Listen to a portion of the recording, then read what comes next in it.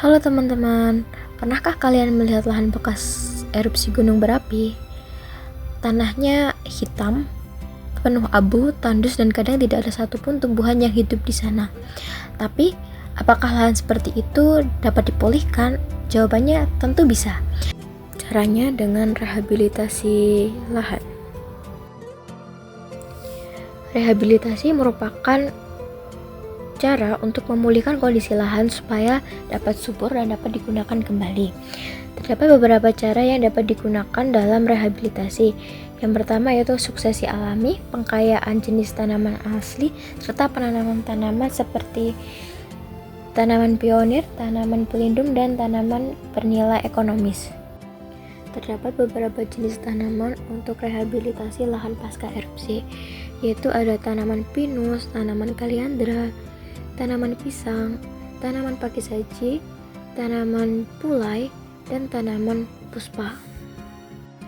Klasifikasi dari tanaman Pinus marcusii sebagai berikut. Pinus merupakan tanaman pionir yang tahan terhadap lingkungan terbatas hara dan air. Secara ekologis, tanaman pinus sangat baik digunakan untuk rehabilitasi lahan dalam rangka menyuburkan kembali dan sebagai indikator pengembangan untuk tanaman lainnya. Pinus memiliki akar yang panjang dan dalam, sehingga mampu memperkuat lereng dan mencegah longsor.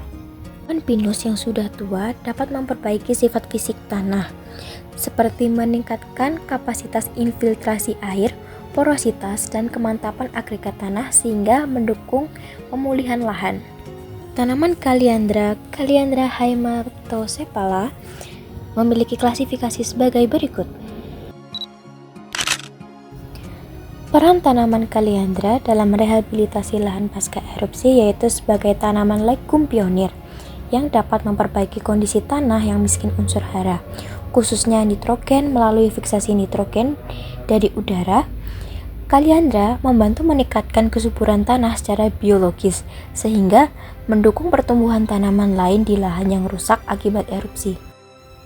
Klasifikasi tanaman pisang Musa paradisiaca yaitu sebagai berikut. Tanaman pisang berperan sebagai tanaman awal yang membantu mempercepat pemulihan dan mendukung rehabilitasi ekosistem pasca erupsi gunung berapi.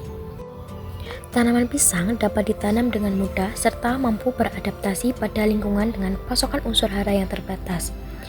Tanaman pisang juga tahan terhadap kekeringan karena akarnya memiliki kemampuan untuk menahan air relatif baik, sehingga tanaman terlihat lebih lembab. Tanaman puspa Cimabalici memiliki klasifikasi sebagai berikut. Tanaman puspa merupakan salah satu jenis pohon asli yang dominan yang berfungsi sebagai tanaman inti dalam kegiatan restorasi ekosistem pasca erupsi. Penanaman tanaman puspa membantu mempercepat pemulihan struktur dan fungsi ekosistem hutan yang rusak. Tanaman puspa mampu tumbuh dan bertahan di lingkungan yang keras dan terdegradasi akibat erupsi, sehingga efektif sebagai tanaman pionir dalam proses revegetasi. Tanaman pulai Alstonia scolaris memiliki klasifikasi sebagai berikut. Tanaman pulai memiliki peran sebagai tanaman alternatif untuk revegetasi lahan yang terdegradasi. Pulai memiliki kemampuan untuk tumbuh cepat dan dapat hidup di tempat terbuka yang rusak, sehingga efektif untuk mempercepat proses pemulihan lahan yang rusak akibat erupsi. Tanaman pulai menunjukkan tingkat kelangsungan hidup yang tinggi sebagai indikasi potensi dalam memperbaiki kondisi lahan yang rusak serta miskin unsur hara.